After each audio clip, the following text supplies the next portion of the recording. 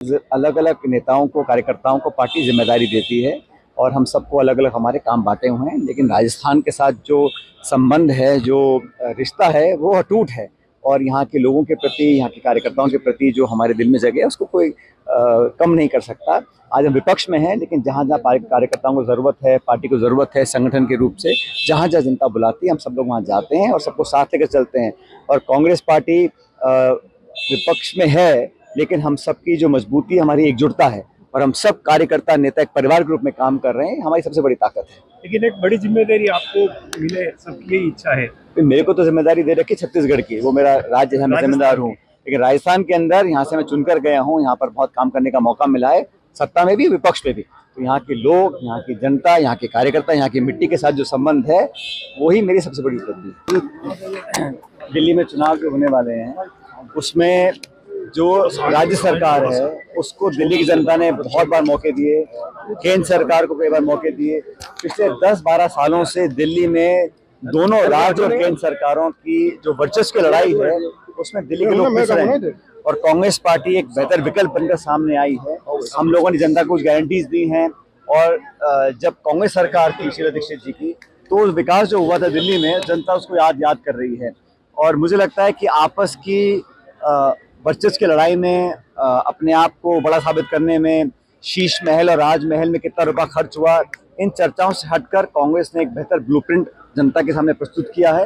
मुझे पूरा विश्वास है कि मजबूती से लड़ेंगे, परिणाम अच्छे आएंगे और कांग्रेस पार्टी का परफॉर्मेंस पहले से बहुत बेहतर रहेगा दिल्ली के अंदर। इंडिया गठबंधन बन नहीं पाता है स्टेट में, कहीं नुकसान नहीं होगा आपको? इंडिया गठबंधन का जब हमने राहुल गांधी जी, खड़गे जी ने शुरुआत करी थी, तो सब दलों को साथ लेकर आए थे लोकसभा में और बहुत बेहतर परिणाम आए थे, चाहे वो महाराष्ट्र में हो, उत्तर प्रदेश में हो, राजस्थान में हो, हरियाणा में हो।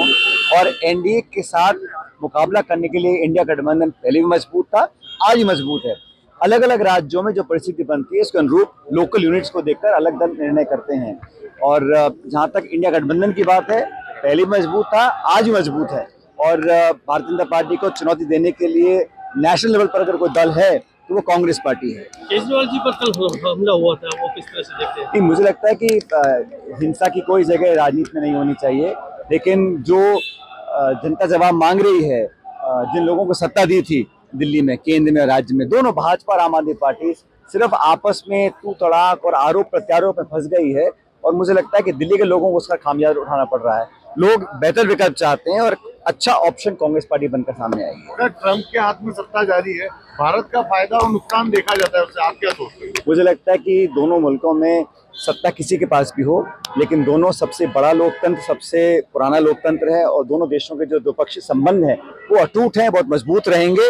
और जो भी नया राष्ट्रपति बनता है जनता की चॉइस से बनता है, तो मैं तो उनको शुभकामना देता हूं और उम्मीद करता हूं कि भारत अमेरिका के जो संबंध थे वो पहले से और बेहतर हों, आर्थिक रूप से, सामाजिक रूप से दोनों देश और करीब आए।